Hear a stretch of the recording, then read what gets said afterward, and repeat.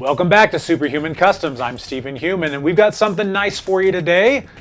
A Joker figure. Now this is probably my favorite Joker figure that I've ever seen. As you can see, this guy is from Mcfarlane's Mortal Kombat line, so he's different than what you're gonna see on all of the other figures. He's got a different look, and as you can see, he just looks more real. He looks like more of a real person. I love this guy. My son Max bought one a few months ago. We did a little bit of customization on him. I'm gonna go out on this guy. I just love the look of him. He looks like a real person. Like this is how the Joker would actually look. What we're gonna do today is we're gonna add some details. So we're gonna go through here, we're gonna paint his suspenders orange. That's a good Joker color. We're gonna paint just the buttons on his shirt a little bit different green color to make him stand out. The belt's gonna be black, and then I'm gonna do the pinstriping on his pants. I've never done this before. I don't know how it's gonna turn out or how long it's gonna take, so we're gonna find out together, but hopefully at the end of this, he's gonna look pretty awesome. So let's get started. Let's go ahead and start in on this guy. I'm gonna do the suspenders first, because they're just nice and quick and easy. You'll see I'll be painting over a little bit of the blood, and that's fine. I've got some red. I can add some more blood if we want. That's what I did with Max's. I'm using the magnifying glass because I noticed on Max's after I did it that I wasn't able to get these edges on the suspenders. And I want to be able to get them. And it's interesting, what I found is that sometimes what you see when it's a toy, when it's further from you, you know, the little details and stuff, once it's close up, they become really clear. So looking at him close up, it was super easy to tell that the suspenders didn't have those edges painted, but when you were just holding it in your hands, you couldn't tell. So I want to make sure that this one has that done to it. So I'm using the magnifying glass. And we're just going to go in here nice and easy, spread it all out. Probably have to do 2 coats on it and make him look snazzy. Look at the difference that makes already, just adding that bit of orange. Some of the other details we're going to hit are going to do even more. Next on the docket, while the orange dries, we're going to use the green for the buttons. We're just going to basically use a toothpick for those little dots. We all know that I hate this green paint, but it will work really well for this. I'm not going to use it with any of my brushes to damage them. And in all honesty, my Doomsday is a little bit sticky still from this green. So yeah, I super hate this paint. Button number 1, all we want is a dot. That's it. If we can get it right here. Maybe, maybe not. Let's try again. All I want is just a drop on the end and not even like a huge one, because otherwise if it's too big, it'll be too big of a dot. See, like that drop. Oh goodness, that was too much. See, it's a real balancing act to get some of these details in with just like a dot. Let's see what we can get right there. Because I don't want these to stand out too much, but I want them to stand out. I want them to look different. Green buttons, there we are. I was even able to kind of keep it out of the blood, so I don't think I'm gonna have to add any blood to those buttons. They look good. And one nice thing about these craft paints is that if they're not too dry, they're easy to scrape off if you make a mistake.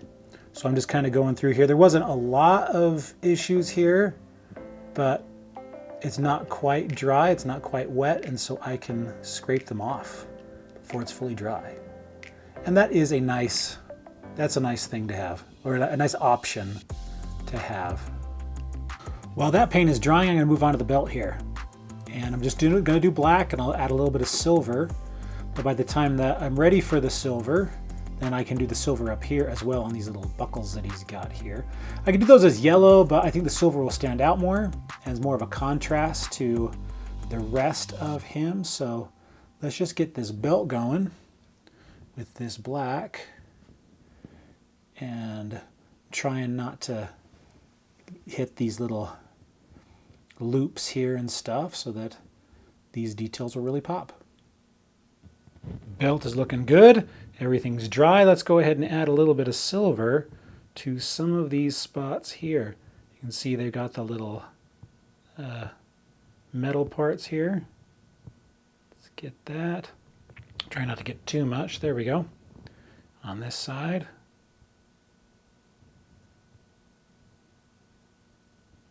Very nice. Looking pretty good. And I'm going to get some here on the belt as well. It's got a little belt buckle here. This is really small details, so you might not get them perfect, but that is okay. While the silver is drying, I'm going to just put in a couple of dots of red in here just to bloody it up. This red is a slightly different color red than what's on his shirt, and so a couple little drops will just help to add a little bit of contrast. I'll put some on the flower here.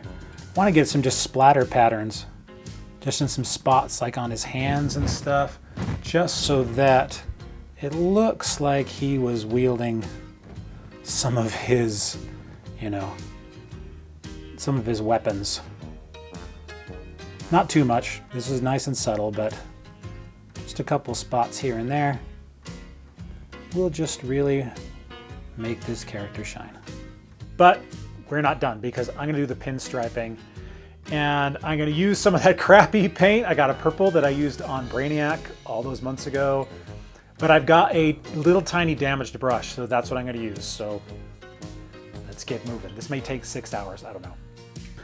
Here we go. This is just a little bit lighter purple. I want to go with a straight white. And let's see what we get here as we're going down. Just trying to get a nice thin layer just right on these edges.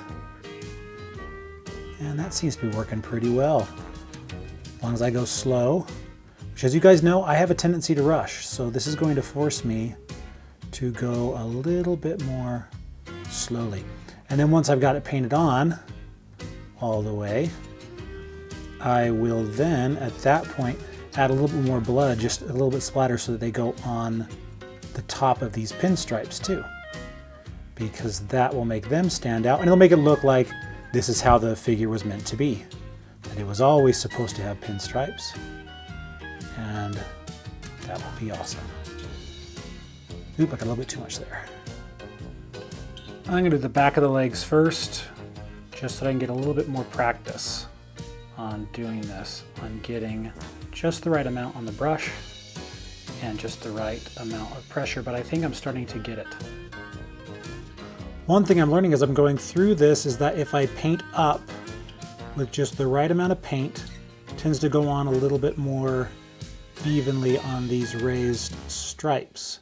It's still not perfect, and I don't know if I'll ever be able to get it perfect, because, you know, even with a small brush like this, I'm dealing with such small details. But remember, when you're doing this, that most of these details are not going to be looked at as closely as you're seeing here, either in the camera or with the magnifying glass. They will blend in because they're farther away. Oftentimes when you're in the position that I'm in right now, I'll see mistakes on the regular toy that you don't see with your normal eye, because you're able to look so close. But this is looking pretty good, so I'm just going to keep going. I am not going to lie and say that this is fun in the slightest, because it really is not. It's tedious, and I just got a text. I'm going to take it because it gives me an excuse to stop for a minute. Well, it's gotten to the point where I've got to start on the front. And just when I think I've kind of got it figured out and I'm doing great, I screw up. And so I'm just going to keep plugging forward. The good thing is that it doesn't look bad from like standard holding an action figure space.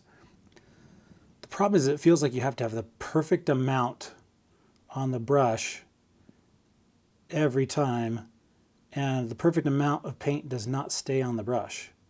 It quickly changes as it drips down, so sometimes you have too much, sometimes you have too little. I'm not going to pretend the pinstripes were a huge win. Up close you can see they're kind of splotchy, but when you're dealing with details this detailed, it's a little bit difficult. But at toy size, like if you're holding it where a normal toy would be, it looks pretty good. All right, it's the next day, and I'm not super happy with how it turned out. So I've got some of this purple paint. It's a different color than what's on his pants, but I need to fix just how it looks. So we're gonna go ahead and continue. And again, it could take 6 hours. Let's see. I'm just gonna go in between these little grooves and I'm gonna pick out just the areas where it got sloppy. Now, because this is a slightly different purple, I'm gonna have to paint all of him, which isn't super making me happy, but I would much rather have him look a little bit crisper than just have, because it just doesn't look great. I'm not happy with it.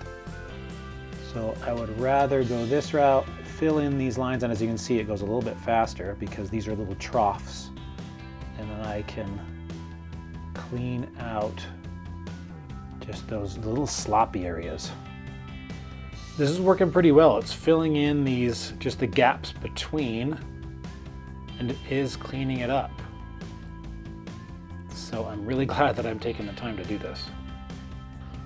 While we're here and things are drying, I'm gonna add just a little bit of green to the shirt here. Now this shirt has these funky textures on it, and this green is very close to the green color here, but it will stand out just a little bit. So I decided to go that route, just to add a little bit of texture here to Mr. Joker's shirt. And this is something that I'm gonna have to wait for it to dry anyway on the pants, and so I might as well. And this also gives me an excuse to kind of clean up a little bit of the orange here. So yeah, and while we're here, I'm gonna do a little bit on the hair too, just lighten it up. Looks pretty good, because the hair was a very dark green.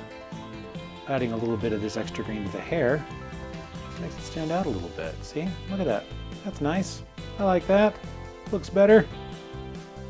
Well, I'm not gonna lie and say that that wasn't an ordeal, that was a little bit frustrating, but I think he turned out pretty well. I'm glad that I went back and painted over the pants, because the pinstripes now, they're just a little bit nicer. They're not so blotchy. Yes, his pants are shiny now, but maybe Joker wears shiny pants. I don't know. I do like how the texture just on the shirt is very subtle, but it's nice if you can look at it closely. And the hair, his hair was really kind of a muted green, and now it's just got a little bit brighter look to it. This is my favorite Joker toy. I'm really happy with how he turned out, even though it took a long time to do and was frustrating. So yeah, if you guys have any tips for me, please leave them in the comments. I'm constantly learning and trying to gain new knowledge so that these guys can turn out better. So if you know something I don't, please let me know. Subscribe. There's new content every week. I'm Steve Human, and I'll see you next time.